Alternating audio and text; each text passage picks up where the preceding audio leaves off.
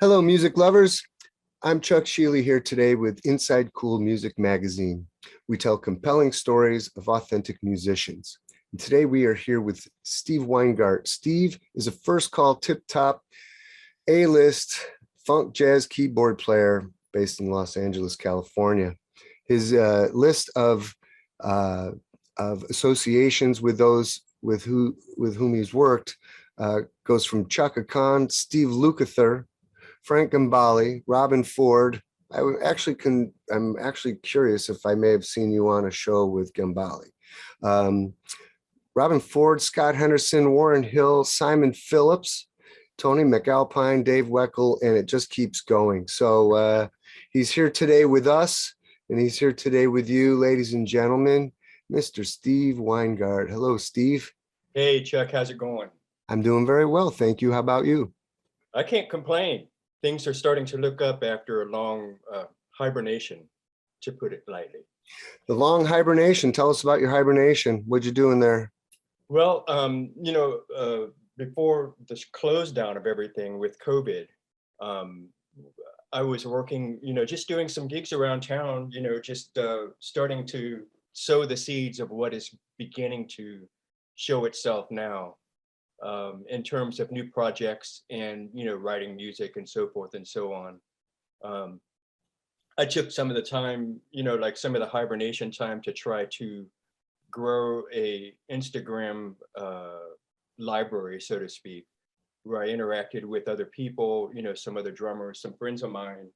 And, we just kind of tried to reach out and take advantage of the downtime, so to speak. But now that, fingers crossed that businesses can stay open and move forward after, this hibernation. I'm trying to keep a positive spin on it by using that term, but I look at it as a straw in the gold situation. Yeah, yeah, right. So what's coming out of this process, this hibernation? What are some of the projects that are coming out? Well, interesting enough, I've been working with a band that's it's a band that focuses its intention on a tribute to Weather Report, the music of Weather Report. Oh. And we actually are performing next Tuesday. That would be the 10th, at an outdoor venue here in LA. Which is, I'm so glad that we booked this particular place. It's called Second Home LA. And this particular place is an outdoor venue because we're getting worried with this Delta variant and all this stuff that's coming out of that, Yes. Things are starting to look a little sketchy with that. But so the Weather Report tribute band is called Weather Forecast.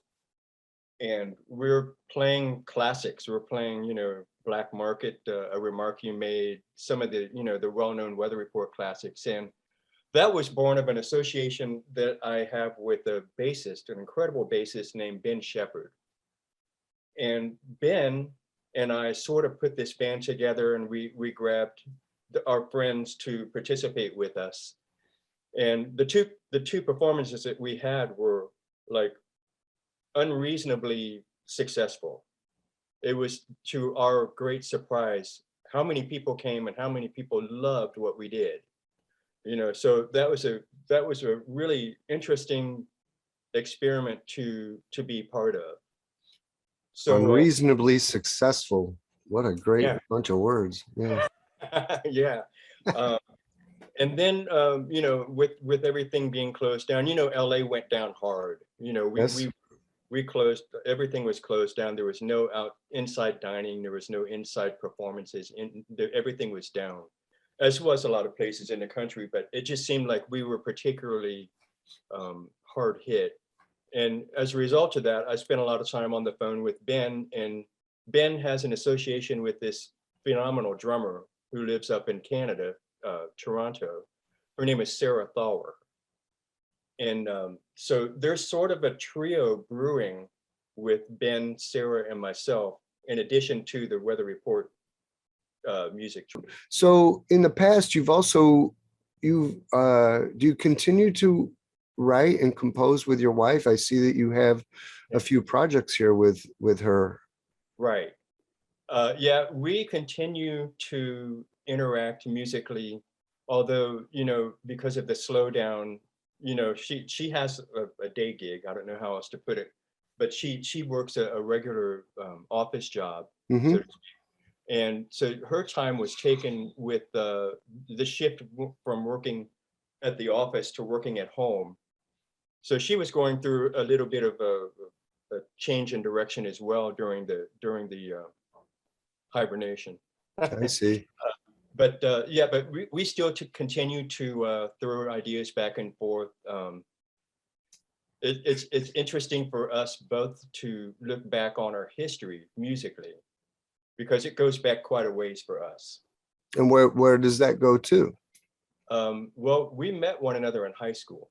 We're both from Dayton, Ohio, and we met each other in high school. And um, she And was, you've been dating ever since?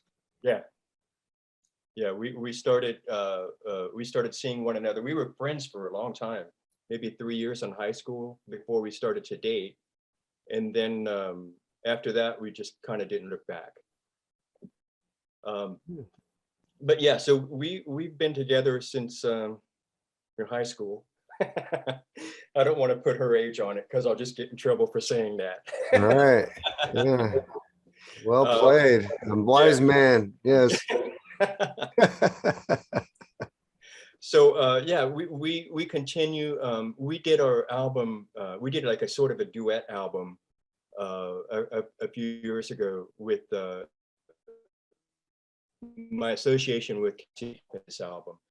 And the album was called Oasis. And for the most part, it was just, a piano and vocal album. And we really put our heads together on that. She did a lot of writing with lyrics. I did a lot of, and we did a lot of working with melodies together. And that was a very interesting project to do and quite eye-opening. It's kind of, I mean, it's probably, I don't know if people can see, but I'm surrounded by keyboards here and I have a studio set up on the computer that I'm interacting with you guys. Hmm. So to take away all of what I was, very comfortable with and then just focus on piano was something that was strangely odd to me. And I had to work really hard at a lot of practice and it was just a growing experience. It was kind of interesting because I would imagine that it would be more the other way around, start on the piano and then graduate to production with, synth and electric piano type of stacking, so to speak. Hmm. But for me, it was the other way around. And that was pretty eye-opening. The other way around, meaning that you came in with a with like a lyric or something first, and Well, then no, I worked mean, in terms of production, in you know, terms of production. yeah, because I had my history up to that Oasis album was very electric keyboard oriented. Hmm. When I first started working, like say, even with the gigs that I was doing before I started working with Dave Weckl, everything around town at that point, and we're talking about mid '90s in LA. Everything was for a keyboard player, it was still demanded or expected, I should say, expected that you would bring your electric keyboards and that you would provide, whether if you're playing along with a brass section, that you would play double keyboard, like where you'd support brass or string pads or, these kind of things. So, and what I meant by that was that I was so used to playing multiple keyboards and then in the albums that I did with my own solo projects, the project that the albums that I did with Dave Weckl and Steve Lukather and Simon Phillips, it was a very electric keyboard oriented type atmosphere. So to come from, I don't know, 20 years of doing that to you know just kind of like stripping it all away and just focusing in on piano and vocals, it was a real like I say, it was a growing process, Well, yeah, very. there's a nakedness in that where you just bring it down, like there's no help through effects or other Right. things. You either play it or you don't, and there are no excuses in that moment. But I Yeah. think that's part of what makes it so compelling, because you're out there on the plank. You either play it or you don't. It's dangerous. Right. And I think when music is, fun and dangerous in that way, I think the truth becomes told, and I think that's when it matters. So uh, that's why those things are interesting to me. So when you work together and you collaborate, what was that like? I mean, do you have do you have a song called Yes Dear or anything like that, or does she come in and songs from the couch by Steve, you know? I mean, how does that Well, work? I mean, writing songs with is one thing. Writing songs with other people introduces a certain politic and protocol and politeness, and sometimes, and then I couldn't imagine writing with my wife or somebody yeah. that close to me. I mean, how does that work? I mean, Well, I'll tell you, we have, I have a special relationship, which I'm very grateful for. Like I said, awesome, we went back as, into high school together. right? And the first thing that was our, our foundation was friendship. And I think that really, even though I had the hots for her when we were friends, we were friends first. And I think I somehow believe that that makes a difference for us in our particular situation. And then to your point, I got her on when I was touring with Steve Lukather.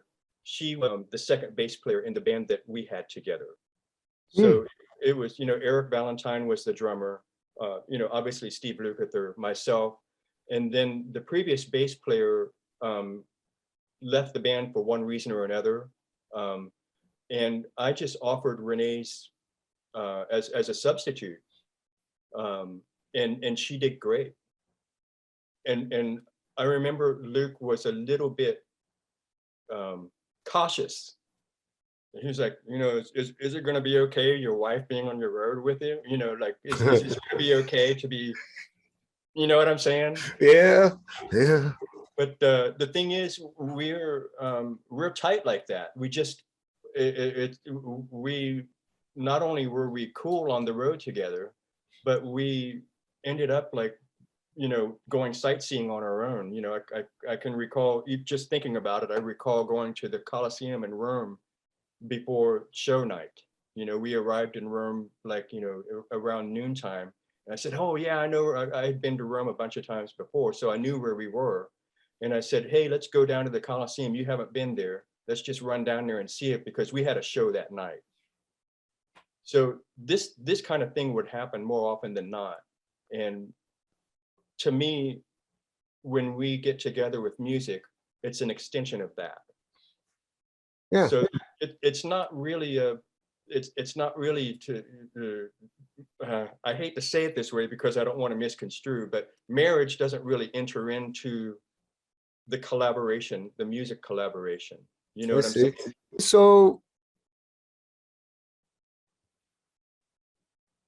through the COVID experience and through the hibernation period, um, you know, did you find yourself branching out to other people or things like that? Were there certain the thing that the COVID hibernation period brought was a new technology, such as this Zoom stuff. No, we wouldn't have done this had it not been for that, correct? Right, And right. so as I took my music out and tried to continue, I had to be creative with my gear or make different decisions about my gear in order to participate. How about you?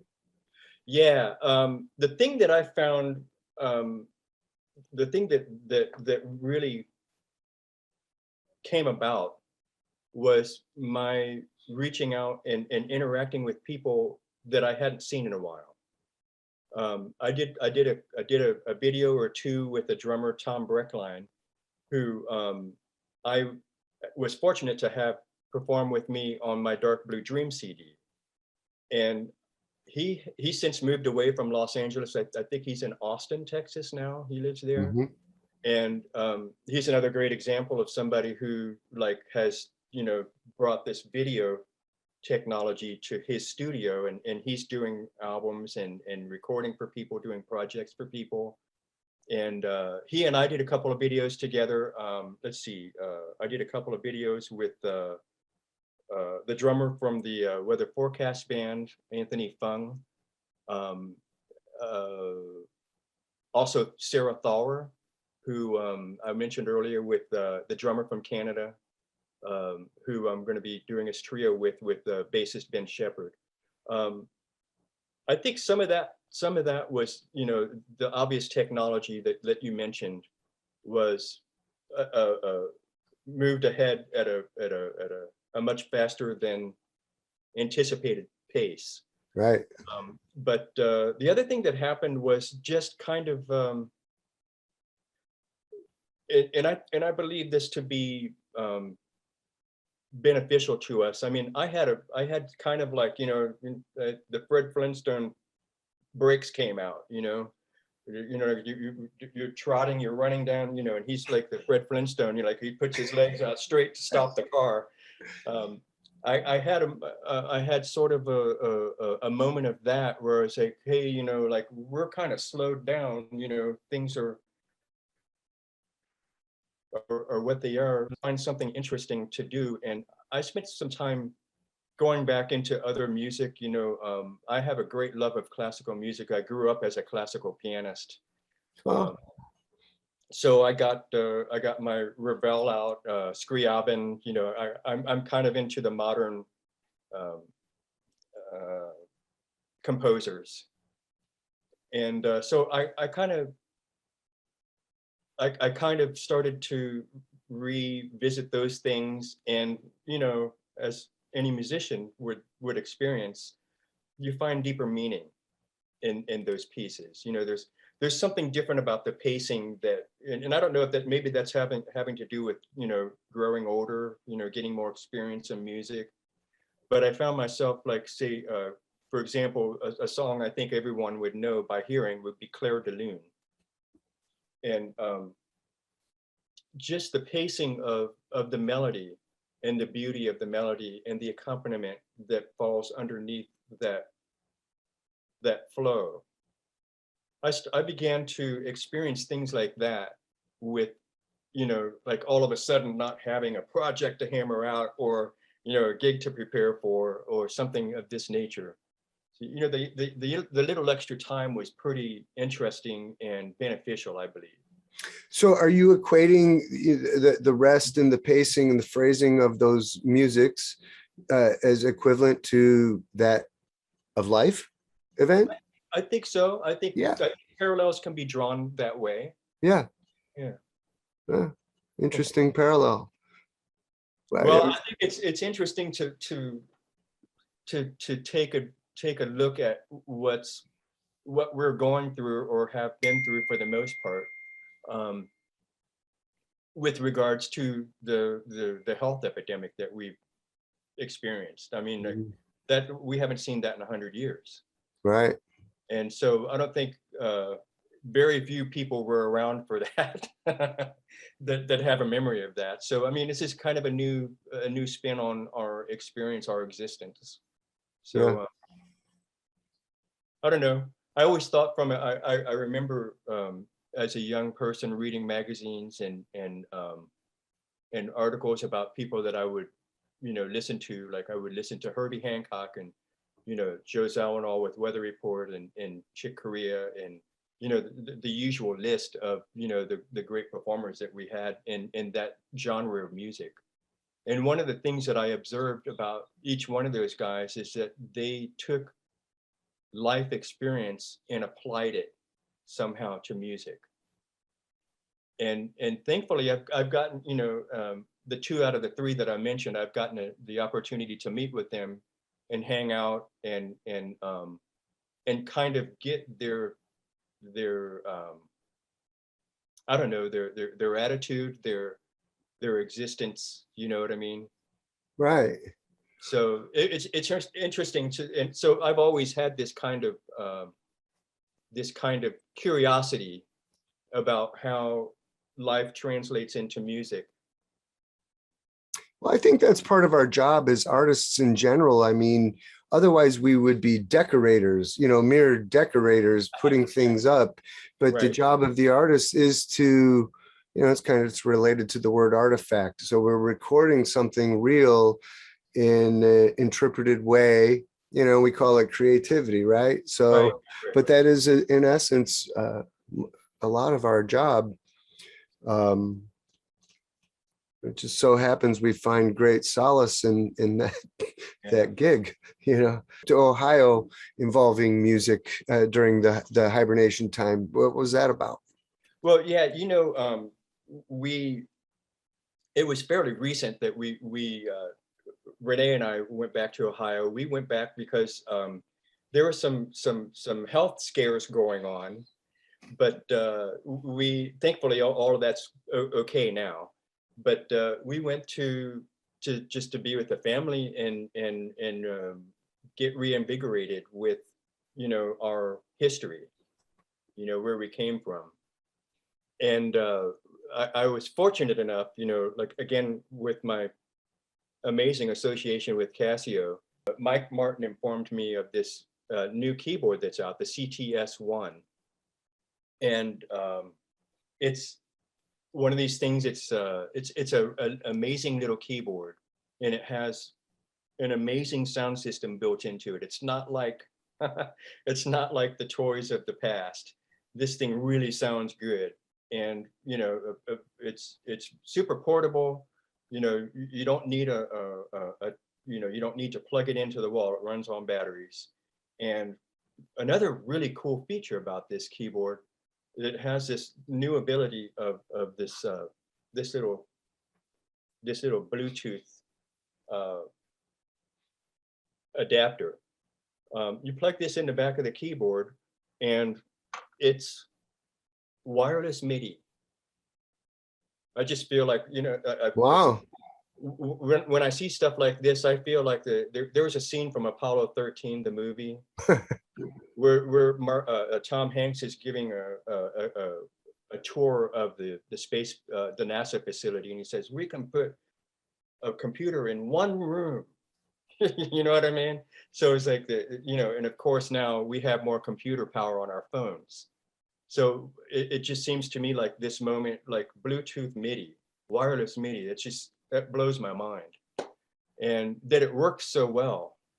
All right. So tell everybody, where we can stay in touch with you and where to stay on top of your music and the things that are coming up. Yeah, I'm really focusing a lot on Instagram, and Instagram feeds into Facebook. So I have a music page on Facebook. It's Steve Weingart. It's just my name. And I'm actually in transition right now with my website. I have a steveweingart.com website, which is the same as weingartjones.com. I also have a YouTube channel. I'm on all the social medias. All right. Well, folks, if you had a good time, we did too. We are here today with Steve Weingart from LA. And if you had a great time, make sure you hit the like button. Make sure you subscribe to our newsletter. Make sure you visit us on all our social medias that you see right here. We're everywhere all the time. If you have a question for Mr. Weingart, please ask it and I'll get the question to him, and I'm sure he will be more than happy to answer any questions or offer any ideas that you might want to know about. If you have any ideas for us here at Inside Cool, please, we would like to know. If you know somebody who is truly authentically doing something great in music, we want to know. Please write me. I'm Chuck Sheely, Inside Cool Music Magazine. We thank you very much for being with us. Have a great day.